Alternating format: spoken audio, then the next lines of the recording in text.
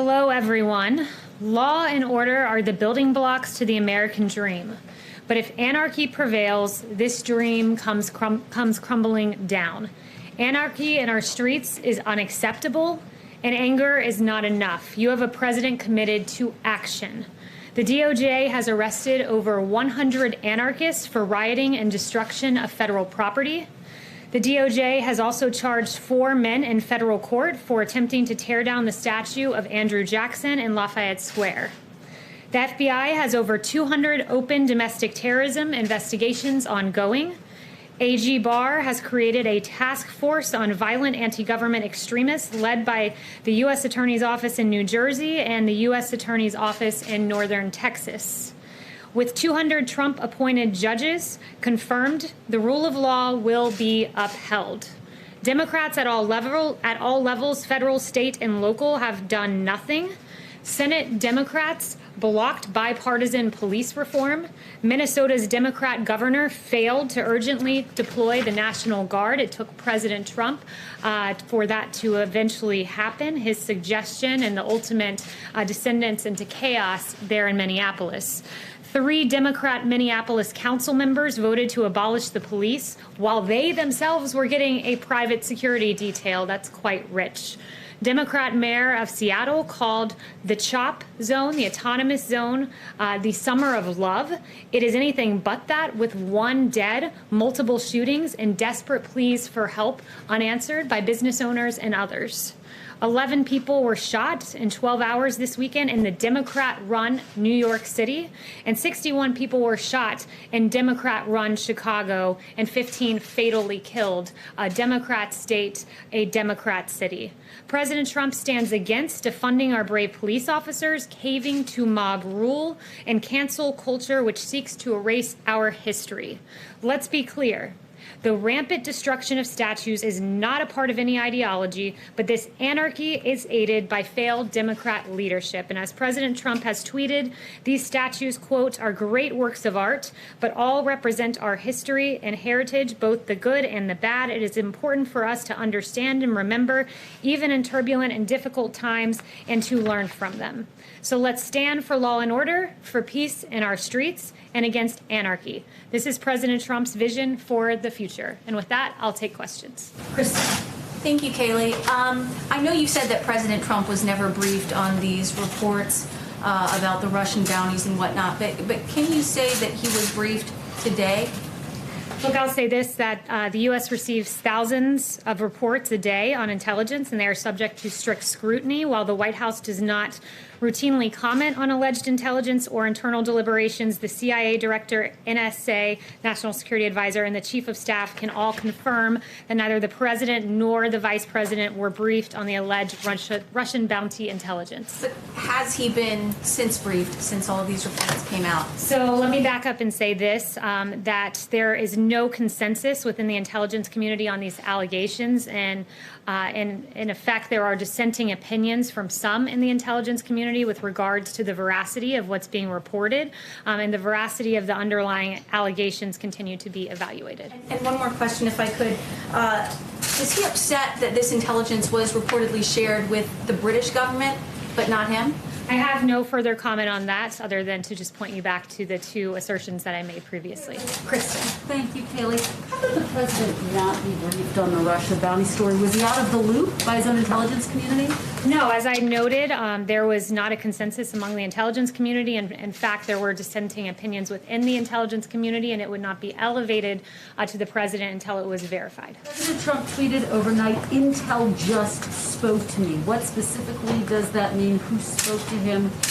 Did that person, in fact, give the president a full briefing in that conversation? So I have no further details on the president's private correspondence. Tell us who's coming to the White House today and who's going to brief those lawmakers. So what I can tell you about that is that last night the Chief of Staff, Mark Meadows, called both Senator McConnell and Congressman Hoyer and said that he would be briefing 8 members from the committees of jurisdiction.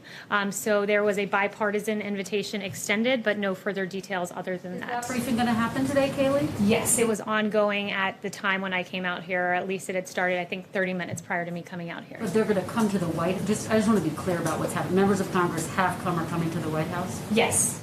Caitlin. Okay, I have two questions. One, isn't it concerning that there was even a hint of credibility to this report that the Russians were offering to pay Taliban-linked militants to kill American troops, and the president was not told about it? Has the National Security Advisor or anyone explained why they didn't think it rose to the level that the commander-in-chief should find out about it? So intelligence is verified before it reaches the President of the United States, and in this case, it was not verified. I would note this, though, when the president, there's no stronger advocate for our servicemen and women than President Trump. He never hesitates to act when there is a threat to our servicemen and women. For example, in Syria in 2018, when dozens of Russian mercenaries were killed in retaliatory defensive U.S.-led strikes. So when our adversaries have directly targeted U.S. or coalition partners, the president has not hesitated to act, but this was not briefed up to the president because it was not, in fact, verified. So I understand it has to be verified, but not everything in his daily briefings or in the presidential daily brief that's the written document is airtight. They let the president know about what they are hearing. That's why it's intelligence. So why would that not have been something that rose to that level if, we're sharing it with other countries? The National Security Council and the intelligence community constantly evaluate intelligence reports, and they brief the president as necessary. Okay, so my other question is, if this does be borne out to where the president believes that it is true, what is he going to do to hold Russia accountable? And is he still going to invite Vladimir Putin to the G7, G8, whatever he's thinking of having in the fall? I won't speculate on whether this intelligence is verified or not verified, and I won't get ahead of the president on further actions, but I would just point out that no one... Officials are not disputing that this is not true. No one, Ron Cliff is not disputing this. There are dissenting opinions within the intelligence community, and I can confirm with you right now that there's no consensus within the intelligence community on these allegations.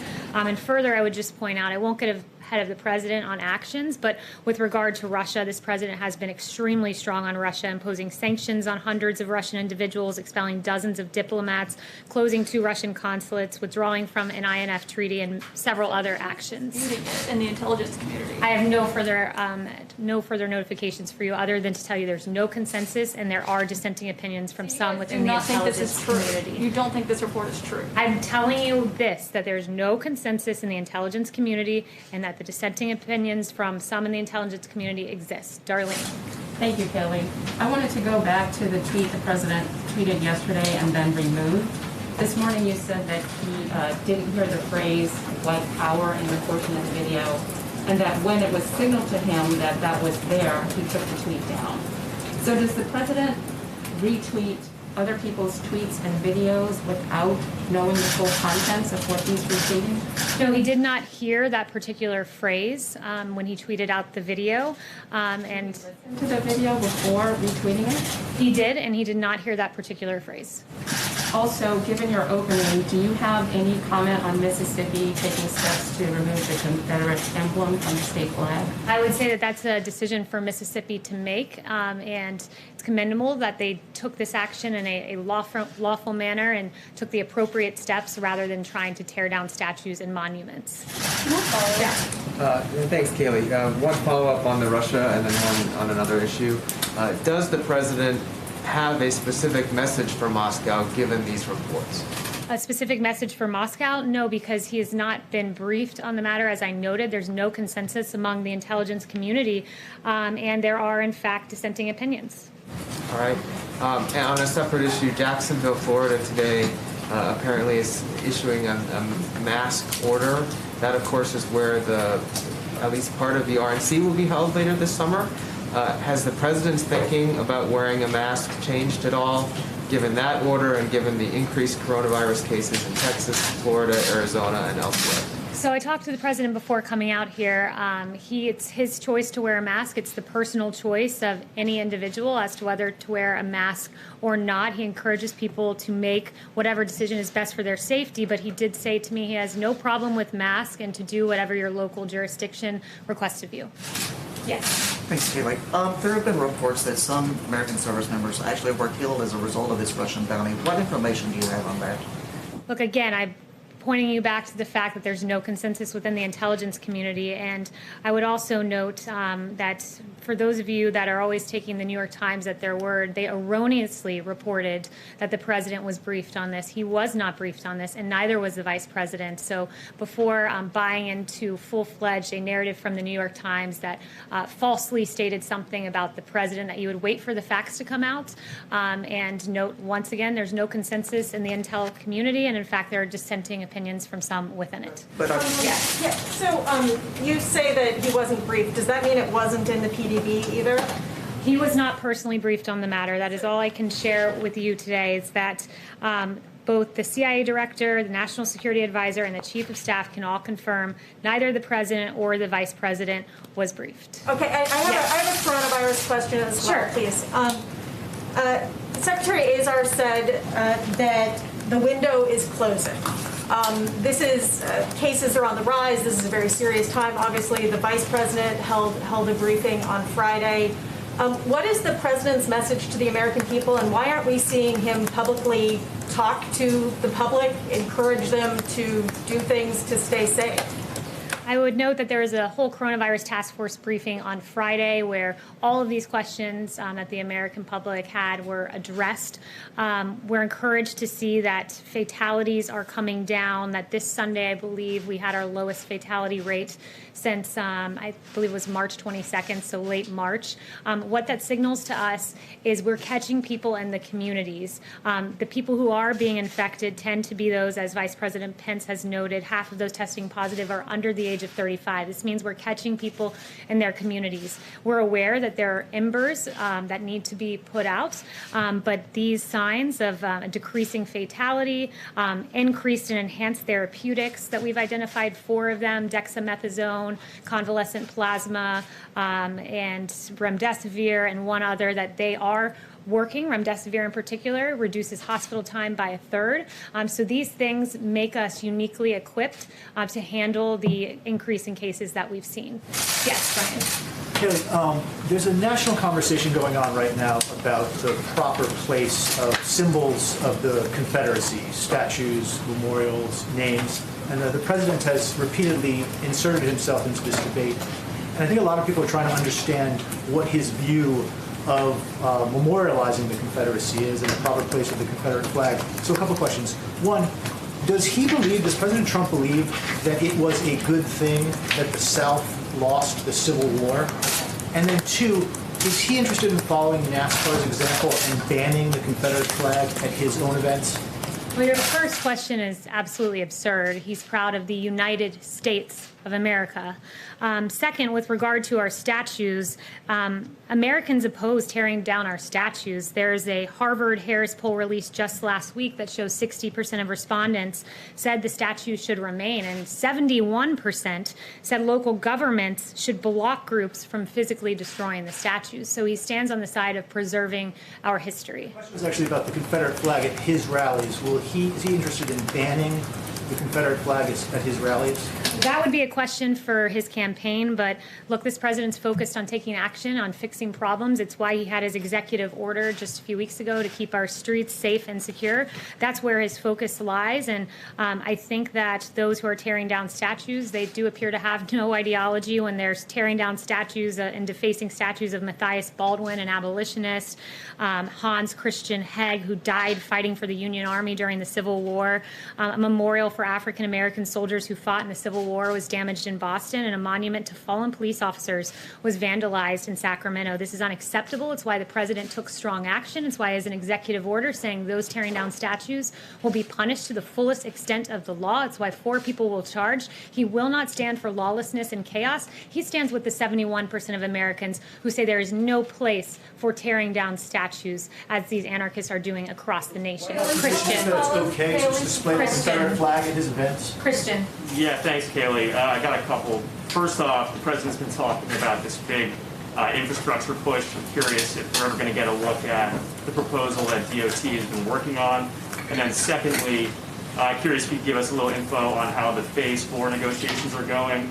Do you get a sense that Congress is open to the back-to-work bonus that the president said he's in favor of? I don't have any updates for you on phase 4 or infrastructure, but the president has mentioned for the last 3 years he's very keen on Democrats coming to the table and working with us on infrastructure. He's keen on in a phase 4 seeing a payroll tax holiday, which helps low-wage workers and those who need it most. These are real effective measures that could help the American people, but the onus is really on Democrats to come to the negotiating table. Is there any indication that this is going to be different than infrastructure in February? I mean, that was roundly denounced by all the Democrats. Yeah, I won't get ahead of the president or those negotiations. Stephen. Thank you. I have two questions. First, about the statues. I covered pretty closely the Trump inauguration rioting trials, and those all ended in essentially jury nullification, and no one was convicted. And I was wondering if President Trump is concerned about the possibility that the same will happen with the people who were charged before for trying to topple the Jackson statue, particularly given his personal role helping apprehend suspects. Look, that'll be a decision for the courts to make and for juries to make, but the president is very keen on seeing these actions brought to justice, because tearing down American monuments and defacing federal property and defacing the Lincoln Memorial are not things the American public want to see, as noted with that 71% poll. Got it. And my second question is, over the weekend, President Trump retweeted a contrast of his presidency and President Obama's, and there was a chart of the different things that President Obama did and President Trump did, and one of the differences was President Obama approving the extrajudicial killings of Americans overseas. There was a little bit of confusion earlier in President Trump's presidency about his position on that. Are you able to clarify whether he opposes that? Look, I would just say this. The president will always point to the difference between his record and that of President Obama, which is what he was getting at with his tweet. You had, on one hand, the Obama-Biden presidency, the weakest economic recovery since World War II. With President Trump, we got to the hottest economy in modern history. With President Trump, you saw ISIS defeated. With Vice President Biden and President Obama, the so-called JV team of ISIS became the varsity team and overran two separate countries. So the president will always draw contrast with President Obama, and those are just two of the many, and he was drawing a contrast in that tweet. Thanks, Kayleigh. I have two questions on COVID-19. First off, remdesivir, we found out today the pricing of it going forward for roughly a 5-day trial, $2,300 for government-backed programs, $3,100 in the commercial marketplace. Does the White House, does President Trump approve of that pricing, of that price point, considering there's been some criticism as to whether or not that's too high? So, Blake, that's a really good, important and substantive question that I think deserves a good answer to. And first, the wholesale acquisition costs, or the federal supply schedule, is about $3,200 for a course of remdesivir. But remdesivir is an inpatient drug done by infusion, and because it is an inpatient drug, the patient would be very unlikely to see the cost of the drug and to pay the cost of the drug, because the way that hospitals get reimbursed for inpatient drugs is that they are paid flat fees for admission. And as Secretary Azar explained to me, this means, in layman terms, that hospitals have to eat the cost of treatment used. But if they buy remdesivir for, let's say, $3,200, which is the wholesale acquisition cost, and that remdesivir drug saves that patient time in the hospital, they only spend a third of the time in the hospital as a patient without remdesivir. That would mean that the hospitals are actually profiting because they're getting the patient out early. So that basically all comes down to saying that the patient will not see that cost. With the price point. Right. And then secondly, just picking up what Jeff had asked about masks. You said the president had no problem with masks and that individuals should do whatever their local jurisdiction requests. However, the HHS Secretary Alex Azar said this weekend, quote, "We've got to practice social distancing. We've got to use face coverings when we can't practice social distancing." So if individuals are going into an area and social distancing cannot be practiced, should they listen to the local jurisdiction in which face masks might not necessarily be mandated, or should they listen to the HHS secretary who says wear a face mask? So the CDC guidelines they are recommended but not required, and the president would encourage everyone to follow the orders of their local jurisdiction and CDC guidelines. Thank you. So one question follow-up and then a separate issue. I just want to be clear, there are congressional leaders who are being briefed on the Russia situation, but the president has still not been briefed on the situation? Look, this has been asked and answered. The president is briefed on verified intelligence. And how does he know, if he hasn't been briefed, how is he certain that Russia didn't put out these bounties? The president is briefed on verified intelligence, and again, I would just point you back to the absolutely irresponsible decision of the New York Times to falsely report that he was briefed on something that he in fact was not briefed on.